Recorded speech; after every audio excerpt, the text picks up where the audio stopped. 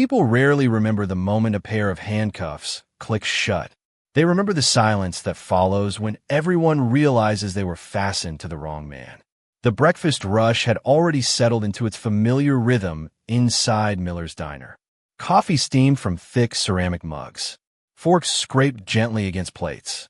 Country music drifted softly from an old speaker mounted near the register, blending with quiet conversations between truck drivers, office workers, and retirees who visited every Tuesday morning without fail. It was the kind of place where strangers became regulars simply by showing up often enough. Sarah Mitchell, the manager, stood behind the counter reviewing invoices while Lisa Parker balanced 3 breakfast plates on one arm with practiced ease.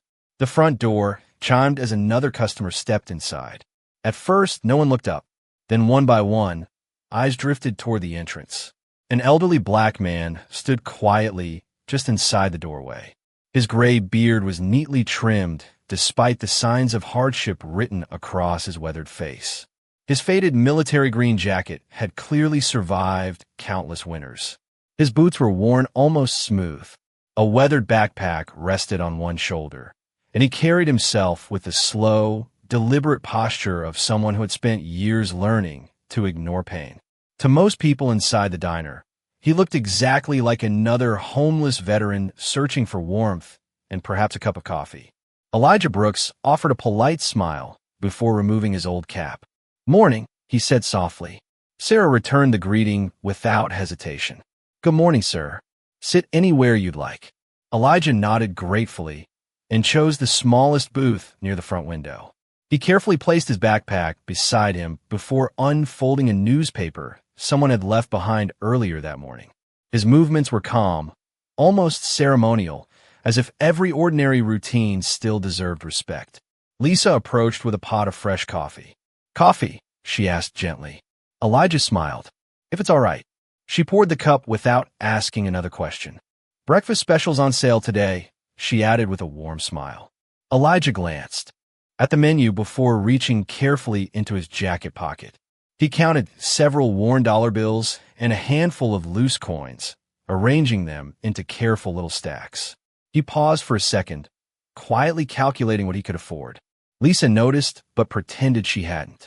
"One breakfast special," Elijah finally said. "That'll be enough." Coming right up. Around the diner, conversations slowly resumed. Most customers dismissed him with a quick glance before returning to their own lives. Elijah seemed perfectly comfortable with that. He stared out the window as morning sunlight reflected across parked cars outside. For a brief moment, his expression softened. Perhaps he was remembering another morning years ago, another uniform, another life. The peace lasted less than 2 minutes.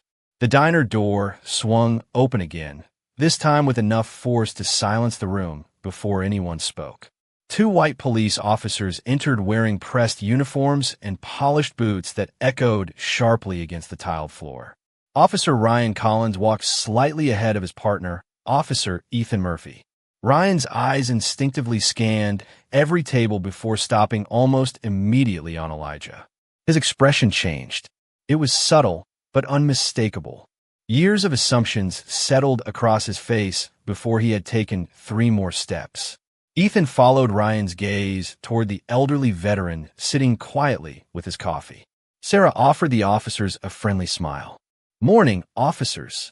Ryan acknowledged her with a brief nod, but never looked away from Elijah. "We've had reports about someone matching his description hanging around this area," Ryan said, his voice loud enough for nearby customers to hear. Elijah slowly raised his eyes from the newspaper. He neither frowned nor looked surprised. He simply folded the paper neatly and rested both hands on the table where everyone could see them. Lisa hesitated as she carried Elijah's breakfast from the kitchen.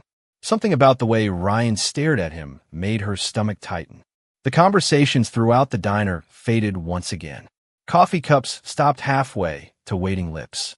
Even the music seemed quieter beneath the growing weight of uncertainty. Elijah remained seated, his expression calm, almost impossibly calm, while Officer Ryan Collins took one deliberate step closer to his booth. Sometimes dignity is measured not by how loudly a person defends himself, but by how quietly he refuses to surrender it. Ryan Collins stopped beside Elijah's booth, his polished boots reflecting the morning sunlight spilling across the diner floor. Ethan Murphy remained half a step behind, watching the room instead of the man. Every customer understood what was happening before a single word was spoken. Sarah wiped her hands on her apron and walked toward the officers. "Is there a problem?" she asked carefully. Ryan never looked at her. "Sir," he said to Elijah, "I'm going to need you to stand up." Elijah slowly folded the newspaper one last time and placed it neatly beside his untouched breakfast. The egg still steamed. The toast remained warm. He looked up with calm brown eyes that carried neither fear nor anger. "May I ask why?" Ryan crossed his arms. "We've received complaints." "About what?" Elijah asked. "Loitering, trespassing, disturbing local businesses." Several customers exchanged puzzled looks. Elijah had entered quietly, ordered breakfast, and spoken to no one except Lisa. Sarah stepped forward. "Officer, he's a paying customer." Ryan answered without turning around. "Ma'am, please stay out of this." The words landed harder than intended. Sarah stopped, frustration visible across her face. Lisa approached with trembling hands, still carrying the coffee pot. "He hasn't caused any trouble," she said softly. "He's been nothing but polite." Ryan's expression remained unchanged. "Miss, I'm giving you a lawful instruction. Step back." The young waitress hesitated before obeying, her eyes never leaving Elijah. Around the diner, conversations had completely disappeared. A truck driver removed his baseball cap. An elderly couple lowered their coffee cups. Someone near the window quietly slipped out a phone and began recording beneath the edge of the table. Elijah rested both palms on the tabletop, where everyone could see them. "Officer," he said evenly, "I'd rather finish the breakfast I paid for." Ryan's patience vanished. "Stand up. Now." For several seconds, nobody moved. Elijah finally nodded once. "All right." With visible effort, he pushed himself to his feet. His movements were slower than most men his age, as though old injuries still argued with every step he took. Ryan immediately reached for Elijah's wrists. "Hands behind your back." Lisa gasped. "Officer, please." Ethan glanced briefly toward his partner. "Ryan," he began quietly, but Ryan had already made his decision. Elijah did not resist. He simply looked toward the large American flag hanging above the front counter. His eyes lingered there for a long moment before he spoke almost to himself. "I used to salute that flag every sunrise." The words were barely louder than a whisper, yet somehow everyone heard them. Ryan answered with cold impatience. "Save it." The metallic click echoed through the diner as the handcuffs locked around Elijah Brooks' wrists. The sound seemed impossibly loud inside the sudden silence. No shouting followed. No straged. Only the sharp rattle of steel against old bones. Elijah lowered his head for a brief moment, then looked calmly toward Lisa. "Would you mind keeping that breakfast warm?" he asked with a faint, almost apologetic smile. "I was hoping to enjoy it before it got cold." The strongest people in a room are often the ones who never feel the need to prove it. Ryan tightened his grip on Elijah's arm and guided him toward the front door. The old veteran walked without resistance, his cuffed hands resting calmly behind his back. His breakfast remained untouched on the table, a thin trail of steam still rising from the eggs, as if time itself had refused to believe what had just happened. Lisa stood frozen beside the counter, her eyes glistening. "Officer," she called out, struggling to steady her voice. "Please." He didn't do anything. Ryan stopped just long enough to glance over his shoulder. "Mind your own business." Sarah stepped between the officers and the exit. She wasn't trying to block them. She simply couldn't remain silent. "I've managed this diner for 14 years, she said firmly. "Mr. Brooks has never caused a single problem." Ryan's jaw tightened. "Then today will be the first." The answer sent a ripple of disbelief through the dining room. Ethan shifted uneasily beside his partner. He had expected a routine conversation, not handcuffs in front of 24 witnesses. A middle-aged truck driver finally spoke from the corner booth. "Seems like you're arresting a man for eating breakfast." Ryan shot him a cold stare. Unless you'd like to interfere with a police investigation, I'd suggest finishing your meal. No one answered, but no one looked away either. Phones had quietly appeared throughout the diner. Tiny camera lenses followed every step toward the door. Elijah noticed them, but said nothing. Public humiliation was not new to him. He had learned years ago that anger often gave people exactly what they expected. Calmness, on the other hand, forced them to face themselves. Outside, the cool morning air brushed across his face. The police cruiser waited beside the curb with its rear door already open. Ryan reached for Elijah's shoulder. Before he could push him forward, Elijah spoke for the first time since leaving the booth. "Officer Collins." Ryan frowned. "I don't remember telling you my name." Elijah gave a faint smile. "Your name tag did." Ryan said nothing. Elijah continued quietly. "May I ask you one favor?" "Depends. Allow me one phone call before you transport me." Ryan laughed under his breath. "You're not at the station yet." "I understand." Elijah nodded respectfully. "But the call is important." Ryan folded his arms. "Calling your lawyer?" Elijah shook his head once. "No. Family. Not exactly." Ryan studied the old veteran's face, expecting anxiety, excuses, perhaps desperation. Instead, he found only patience. It unsettled him more than he cared to admit. Ethan leaned closer. "It's just a phone call," he muttered quietly. Ryan ignored him for several seconds before sighing with annoyance. "Fine. One call. 30 seconds. Then we're done here." Elijah simply replied, "Thank you." As Ryan removed the old flip phone from Elijah's jacket pocket, neither officer noticed the faint expression that crossed the veteran's face. It wasn't relief. It wasn't fear. It looked remarkably like certainty.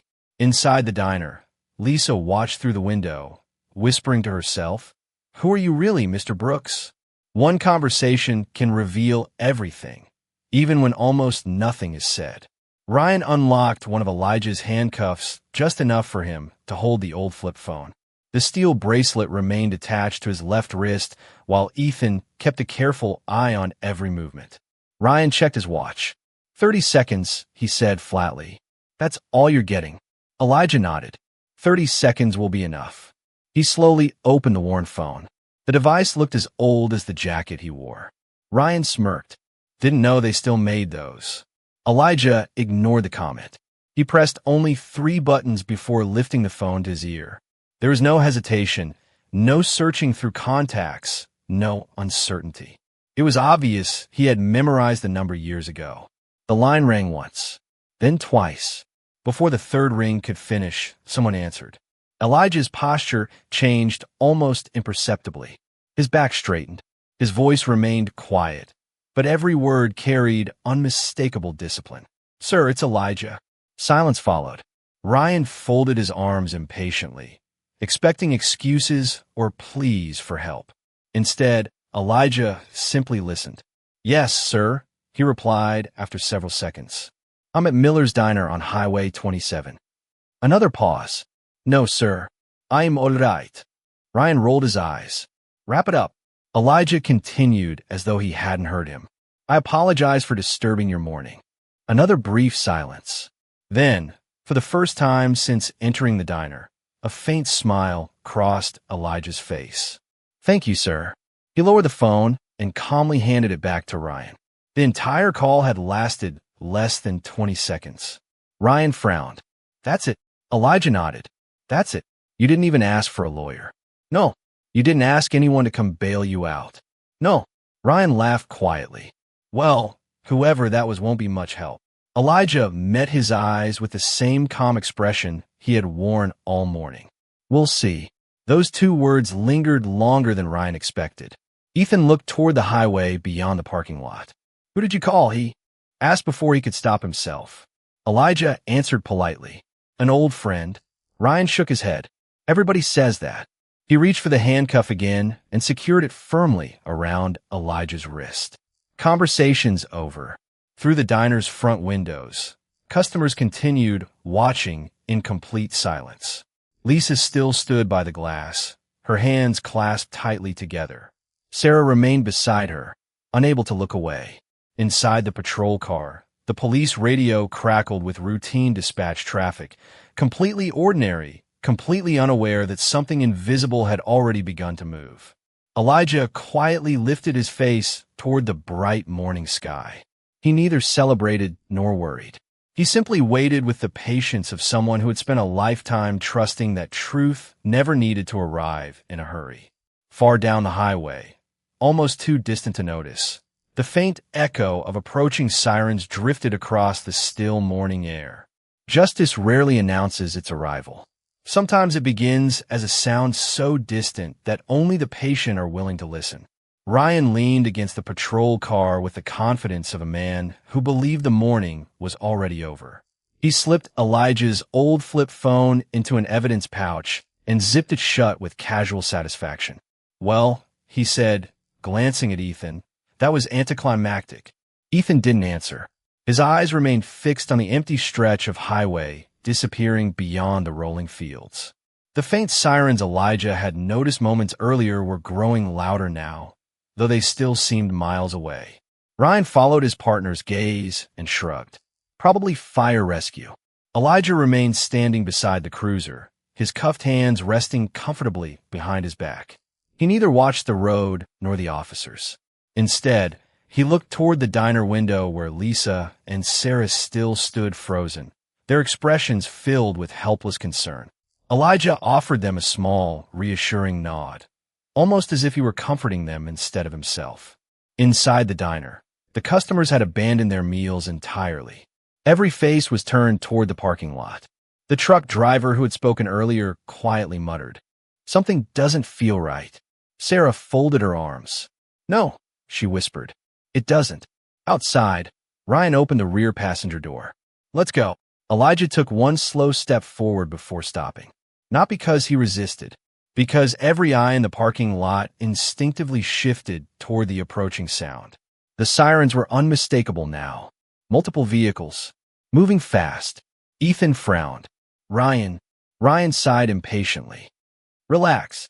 Within seconds, 3 black SUVs appeared over the hill, traveling together in perfect formation. They were followed by 2 unmarked sedans with discreet emergency lights flashing behind their windshields. None of the vehicles resembled local patrol units. None carried county markings. Ryan straightened, suddenly uncertain. Who the hell? The convoy entered the diner's parking lot without hesitation. Gravel scattered beneath heavy tires as the vehicles stopped with remarkable precision. Every engine shut off at nearly the same instant. Silence returned. It lasted only a heartbeat. The driver's door of the lead SUV opened first. A tall man wearing a dark suit stepped out, followed immediately by 2 uniformed military aides. Another vehicle released several men in business attire, each wearing small identification badges clipped beneath their jackets. Ethan instinctively stepped back. "Ryan," he whispered again, this time unable to hide the concern in his voice. Ryan's confidence began to crack. The suited men ignored both officers completely. They walked past the patrol car with calm, deliberate purpose until they stopped directly in front of Elijah Brooks. The oldest among them removed his sunglasses. His weathered face carried decades of command, and his posture reflected a lifetime of leadership. For one brief moment, he simply looked at Elijah. Then, without the slightest hesitation, he extended his hand despite the handcuffs still surrounding the veteran's wrists. His voice was calm, respectful, and unmistakably familiar. "Good morning, Sergeant Brooks," he said. "I'm sorry we kept you waiting. Respect cannot be demanded by rank alone. Sometimes it is revealed by the people who choose to give it." The parking lot fell into complete silence. Even a breeze seemed to stop moving through the flags above the diner. Ryan Collins stared at the older man, standing before Elijah Brooks, unable to understand what he had just witnessed. Sergeant Brooks. The title echoed through his mind, refusing to fit the image he had created only minutes earlier. Elijah smiled gently. "Good morning, General Harrison." The 2 men shook hands as well as the handcuffs allowed. There was no dramatic embrace, no emotional speech, only the quiet respect shared by two people who had known each other through moments far more difficult than this one. General David Harrison looked briefly at the steel cuffs around Elijah's wrists. His expression never changed, but the warmth disappeared from his eyes. He turned toward Ryan. "Officer," he said calmly, "would you explain why Sergeant Elijah Brooks is being detained?" Ryan cleared his throat. "Sir, we received complaints regarding a suspicious individual." "Did you?" Harrison asked. "Yes, sir. And your investigation concluded that handcuffing an elderly veteran eating breakfast was appropriate." Ryan hesitated. He matched the description we were given. Harrison nodded once, as though carefully weighing every word. "Did he resist?" "No, sir." "Threaten anyone?" "No." "Attempt to flee?" "No." Each answer grew quieter than the last. Ethan remained completely still beside the patrol car, wishing he had spoken more forcefully when he first questioned the arrest. Harrison slowly walked around Elijah, studying the cuffs before turning back toward Ryan. "How many years have you served as a police officer?" "9, sir." "Then you already know that appearance is not evidence." Ryan had no answer. One of the suited officials stepped forward carrying a slim leather portfolio. Without saying a word, he handed it to Harrison, who opened it with practiced precision. Inside were military records, commendations, and identification documents bearing Elijah Brooks' photograph. Harrison held up one credential just long enough for Ryan and Ethan to read the name. United States Department of Defense. Special Advisory Division. Ryan felt the color drain from his face. Harrison closed the portfolio. "Sergeant Brooks retired from active service years ago," he said. "Since then, he has continued serving this country in ways that are not discussed publicly." Elijah remained silent. He seemed almost uncomfortable with the attention. Harrison continued. "His personal appearance has never diminished the value of his service. It has only exposed the assumptions of those willing to judge before asking a single honest question." Through the diner windows, every customer watched in stunned silence. Lisa covered her mouth with both hands. Sarah slowly shook her head. Realizing the quiet man she had served coffee that morning carried a history none of them had imagined. Ryan finally found his voice. "Sir, I didn't know." Harrison looked directly into his eyes. His reply came without anger, making it all the more devastating. "No, Officer Collins, you never asked." The hardest words to hear are often the ones that expose a choice you can never take back. Ryan Collins lowered his eyes.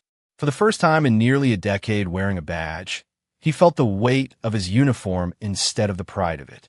General Harrison allowed the silence to linger. He had spent a lifetime leading soldiers, and he knew that lessons spoken too quickly were often forgotten. Lessons discovered in silence stayed forever. Ethan stepped forward, his voice barely above a whisper. "Sir, we had no idea who he was." Harrison looked at him calmly. "That sentence concerns me more than it comforts me." Ethan frowned. Harrison continued. "If you had known who Sergeant Brooks was, would you have treated him differently?" Neither officer answered. The question required no response. Everyone standing in the parking lot already understood it.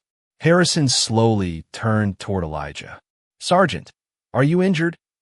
Elijah glanced at the cuffs around his wrists before offering the same quiet smile that had unsettled Ryan all morning. "Only my pride was tested, General. It survived." A faint smile crossed Harrison's face before disappearing again. He motioned toward one of the military aides. "Remove those cuffs." Ryan instinctively reached for the key on his duty belt. His hands trembled as he unlocked the steel bracelets. The sharp metallic click echoed across the parking lot, sounding strangely different from the first time. Earlier, it had represented authority. Now it sounded like regret. Elijah gently rubbed his wrists but made no complaint. No accusation escaped his lips. No anger darkened his expression. He simply thanked Ryan with a quiet nod. The simple gesture hurt more than any insult could have. Ryan swallowed hard. "Mr. Brooks." Elijah looked at him. "Sergeant Brooks," Harrison corrected evenly. Ryan immediately nodded. "Sergeant Brooks, I'm sorry." Elijah studied the younger officer for several seconds. His face revealed nothing except calm reflection. "Officer Collins," he said softly, "apologies matter most when they change tomorrow, not today." The words settled over the parking lot like a verdict. Sarah quietly wiped tears from her eyes inside the diner. Lisa held one hand against the window, unable to stop watching. Even the truck driver lowered his head with quiet respect. Harrison accepted the leather portfolio from his aide once more. "Captain Michael Reeves from Internal Affairs is on his way," he informed the officers. Ryan's heart sank. Ethan slowly closed his eyes. Harrison continued without raising his voice. "Everything that occurred here will be documented. Every witness will be interviewed. Every recording will be preserved." As if on cue, several customers stepped outside holding their phones. None of them looked angry anymore. They simply looked determined. Truth had found its witnesses. Elijah glanced toward his untouched breakfast through the diner's front window. The coffee had long since gone cold. The eggs no longer steamed. Yet somehow, that abandoned plate seemed to symbolize everything this morning had become. A simple meal interrupted by assumptions that would now be examined far beyond the walls of a small roadside diner. In the distance, another government sedan turned into the parking lot, carrying the man who would decide whether two careers could survive what 30 silent minutes had revealed. The measure of a person's character is often revealed not when they're given power, but when they are given the chance to use it against someone who has already fallen. Captain Michael Reeves stepped out of the dark government sedan with an unhurried stride. His plain suit carried no visible rank, yet everyone present instinctively recognized the quiet authority he possessed. He greeted General Harrison with a brief handshake before surveying the parking lot. His experienced eyes noticed everything. The abandoned breakfast inside the diner, the patrol car still parked with its rear door open, the customers holding their phones, Ryan's trembling hands, Ethan's lowered gaze, and Elijah Brooks standing with remarkable composure despite everything that had happened. Reeves finally spoke. "Sergeant Brooks." Elijah nodded respectfully. "Captain, I'm sorry we had to meet under these circumstances." "So am I," Elijah replied. Reeves turned toward the officers. "Body camera footage?" Ethan immediately removed his camera and handed it over. Ryan hesitated for only a second before doing the same. Reeves accepted both devices without comment, placing them inside an evidence bag carried by one of his investigators. "Witness recordings?" Before he could finish the sentence, several customers stepped forward. The truck driver offered his phone first. "I recorded almost everything." A young college student raised hers. "Mine started before the handcuffs." Lisa quietly approached from the diner entrance. The security cameras inside recorded the entire incident. Sarah nodded. "I'll preserve every file." Reeves acknowledged each of them with quiet appreciation. "Thank you. Every recording will become part of the official review." Ryan felt his stomach tighten. Until that moment, he had hoped the incident might still be explained as a misunderstanding. Now he realized the morning had been documented from nearly every possible angle. There would be no forgotten details. No uncertain memories. Only facts. Reeves looked directly at Ryan.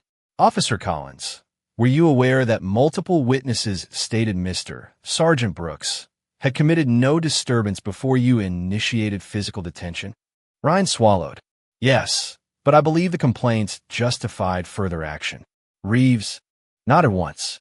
Belief and evidence are not the same thing. He turned toward Ethan. "Did you voice concern during the encounter?" Ethan answered honestly. "Yes, sir. I questioned whether the arrest was necessary." Reeves made a brief note inside a small notebook. No expression crossed his face. Elijah watched quietly, saying nothing. He neither demanded punishment nor offered excuses on anyone's behalf. Harrison noticed this and spoke softly enough that only Elijah could hear. "You could insist on formal charges." Elijah's eyes remained on the officers. "I know. Will you?" Elijah paused for a long moment. The silence felt heavier than any answer. Finally, he spoke. "Justice should teach before it destroys whenever possible." Harrison studied him with renewed respect. Across the parking lot, Ryan overheard those words. His shoulders slowly sagged. For the first time that morning, He realized the man he had humiliated possessed far more authority than his credentials alone. He possessed something far rarer, the power to seek revenge and the wisdom to choose something greater. Some mornings change nothing. Others quietly divide a person's life into everything that came before and everything that follows. Captain Reeves closed his notebook and looked around the parking lot one final time. The evidence had been collected. The witnesses had spoken. The truth no longer depended on opinions. It simply existed. General Harrison stepped toward Elijah. "Sergeant, your transportation is ready." Elijah nodded, but did not move immediately. Instead, he turned toward the diner. Through the window, his untouched breakfast still rested on the same table where the morning had begun. The coffee was cold now.